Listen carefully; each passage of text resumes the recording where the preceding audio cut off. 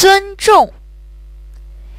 有一个人经过热闹的火车站，看到一个残疾人在卖东西，他随手丢下了100元。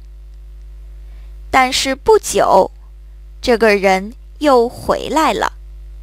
他抱歉地对这个残疾人说：“不好意思，你是一个生意人，我竟然把你当成一个乞丐。”过了一段时间，他再次经过火车站，一个商店的老板在门口笑着叫住他：“我一直期待你的出现。”那个残疾人说：“你是第一个把我当成生意人的人。